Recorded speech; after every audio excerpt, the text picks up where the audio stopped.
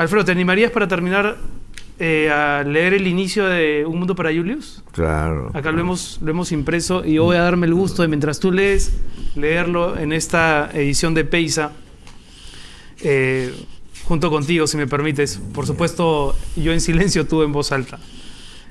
Julius nació en un palacio de la avenida Salaberry, frente al antiguo hipódromo de San Felipe. Un palacio con cocheras, jardines, piscina, pequeño huerto, donde a los 2 años se perdía y lo encontraban siempre parado de espaldas, mirando, por ejemplo, una flor. Con departamentos para la servidumbre, como un lunar de carne en el rostro más bello, hasta con una carroza que usó tu bisabuelo Julius cuando era presidente de la República. Cuidado, no la toques, está llena de telarañas. Y él, de espaldas a su mamá, que era linda, tratando de alcanzar la manija de la puerta de la carroza. La carroza y la sección servidumbre ejercieron siempre una extraña fascinación sobre Julius. La fascinación de no lo toques, amor, por ahí no se va, darling. Ya entonces su padre había muerto. Alfredo, voy a lanzarte en nombres e ideas y tú me dices lo primero que se te viene a la cabeza. Ya. Antes quiero que me cuentes una anécdota que la tenía acá anotada y que alguna vez te la escuché que me pareció genial. Tú habías escuchado a tu abuelo hablar mucho de un tal Metterlink. Ah, sí. Pero cuando años más tarde querías recordar el nombre, no te acordabas para hacer tu tesis sobre ese autor que había acompañado a tu abuelo en sus lecturas. Así es. Y confundí el nombre con Monterland. Henri de Monterland. Henri de Monterland. E hiciste la tesis sobre él. Hice mi tesis sobre él, sobre un hombre detestable, misógino, horrible. Y la sustenté aquí en Lima, volviendo de Europa a pasar una temporada en Lima.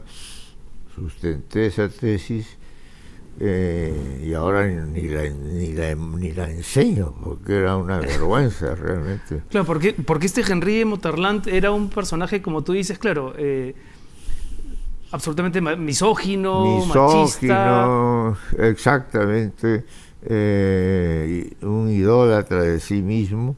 Y realmente, bueno, escribía muy bien, eso sí, eso era lo peor de todo. Pero no era el hombre que tu abuelo, no era el autor que tu abuelo leía. No, es que yo me equivoco con Metterlink, que era el libro, los libros que mi abuelo tenía en su librería.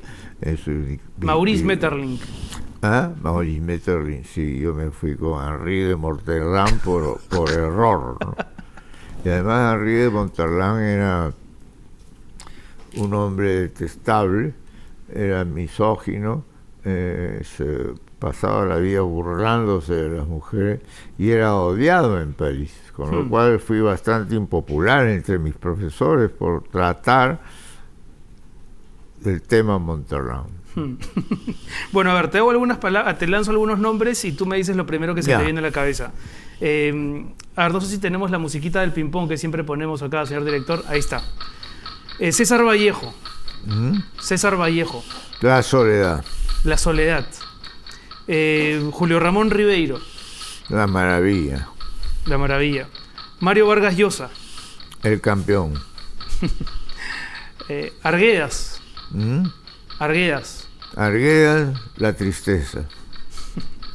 Cortázar o Borges. Borges, desgraciadamente. ¿Qué me dices de Juan Velasco Alvarado?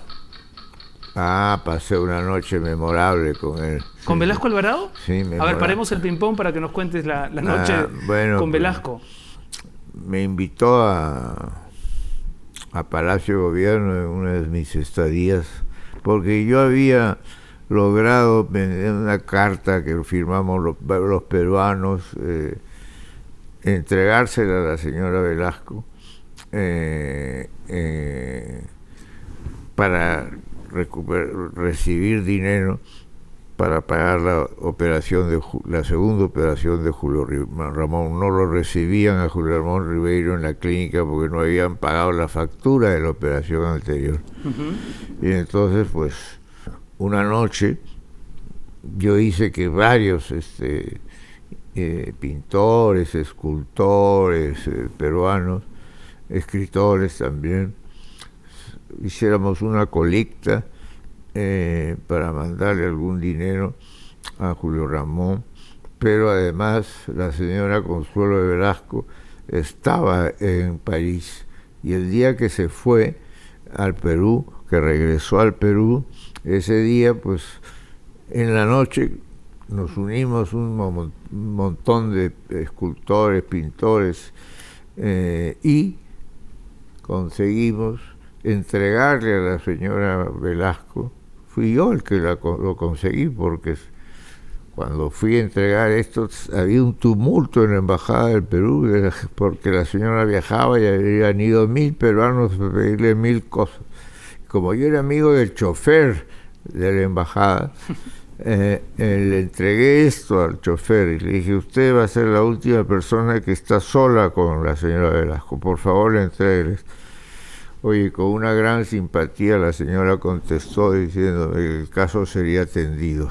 Ajá. Y fue atendido, y Julio pudo entrar a la clínica para su segunda operación, ¿no? ¿Y tuviste ocasión de agradecérselo a la propia Consuelo o al presidente Velasco? Sí, entre los mismos que habíamos firmado esa carta, pues le escribimos otra carta a ella de agradecimiento. Y ya cuando llegué aquí, pues él, Velasco, mostró interés en conocerme. No creo que como escritor, porque no creo que supiera que yo era escritor siquiera. Y me invitó a Palacio de Gobierno, y yo fui, pues, atraído por la idea de un presidente de la República me invita a Palacio. ¿Habías estado antes en Palacio? No. ¿Volviste a estar después?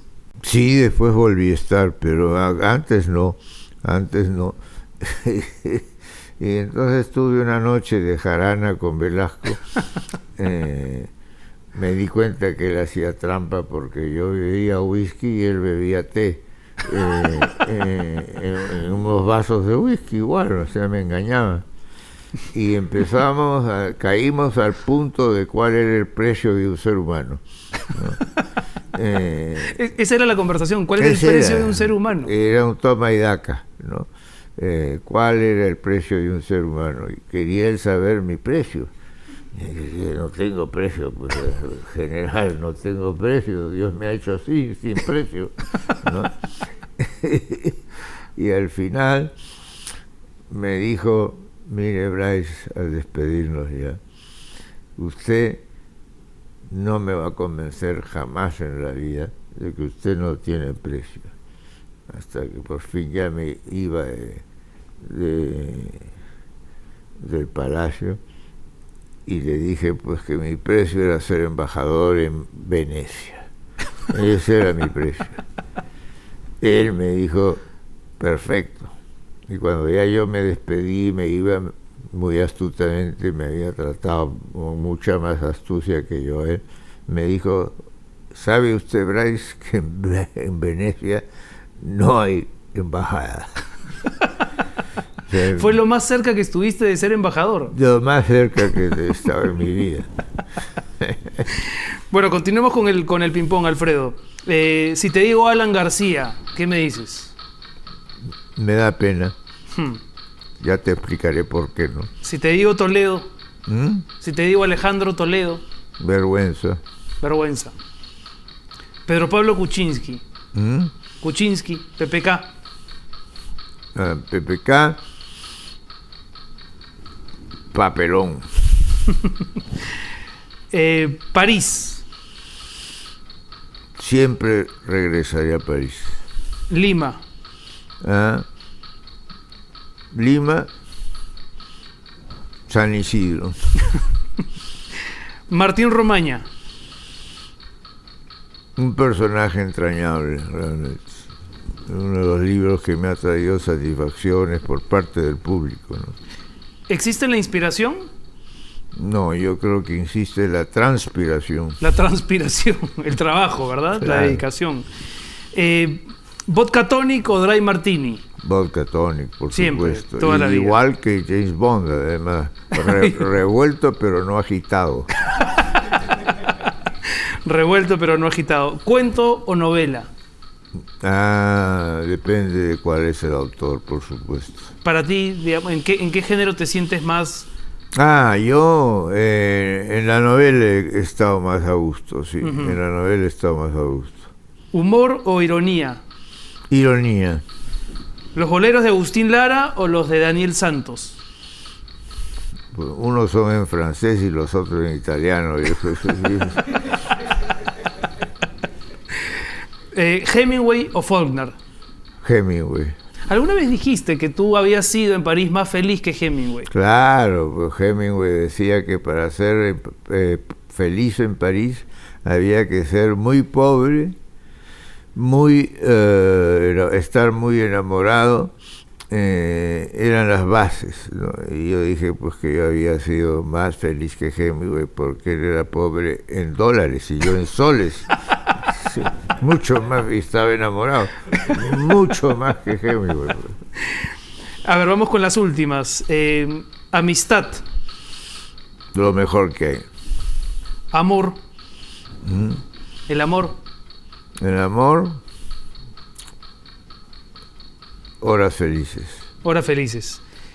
¿Qué te ha enseñado la vejez, Alfredo? Tienes 79, cumples 80 en febrero del 2019. Bueno. ¿Es bueno envejecer? ¿Está bien? No, no está bien, no está bien.